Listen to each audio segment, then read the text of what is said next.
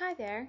Well, we have certainly learned a lot through this semester in ECOMP. My understandings of the current issues and tools have really been expanded. Please enjoy this visual representation of my biggest learnings so far. When I was working in the park this summer, I heard a little girl cry out to her mother, "It's a whole wide world out there!" That's how I feel about the potential of internet technologies in the classroom. First, it's a whole wide world of tools. The amount and scope of what's available is incredible. I'll run you through a few of my personal favorites. First, Flickr, a social community built around sharing photographs.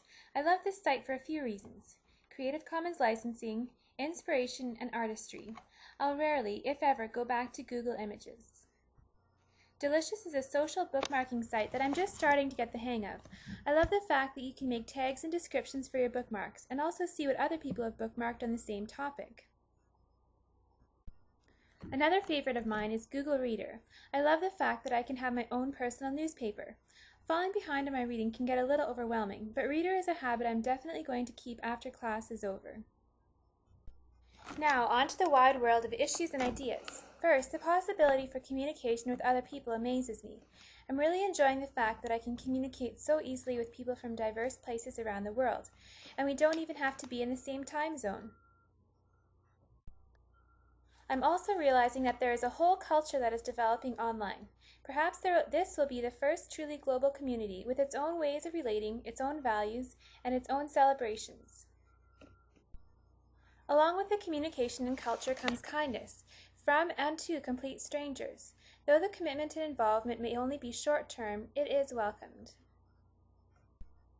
I'm also learning that being part of a global community means that there is a global etiquette. I've realized that though there is a certain amount of anonymity, it doesn't negate the need for good manners, and I think it's something I need to grow in. All of these issues and more highlight the need to use careful and creative thinking.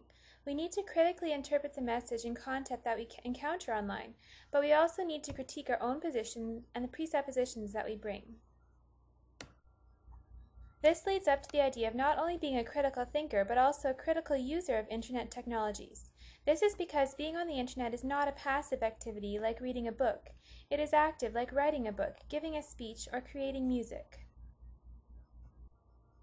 Tied to being a critical user is making decisions about what you will choose to use. As adults, this decision is difficult. How much more for our students? Another hot issue that affects our daily life is the idea of copyright.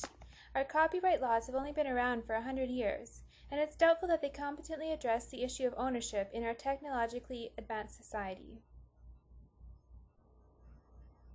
In the midst of all the possibility for connection and activism, there's also the danger of becoming too wrapped up in ourselves.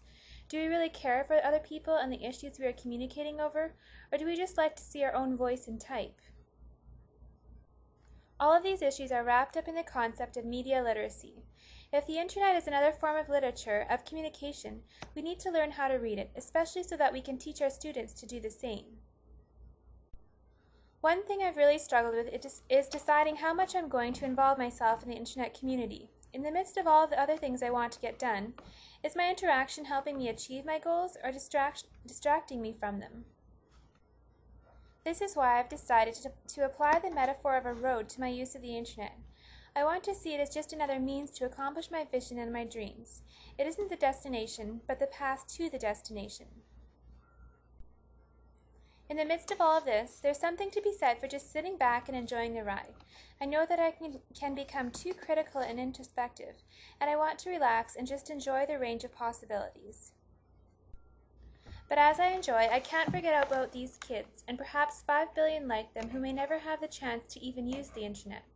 Participating as a global citizen is much more than just interacting with the people who can use the internet around the world. It's remembering and holding in high value those who can't, and who have much bigger issues than what image to choose as their avatar.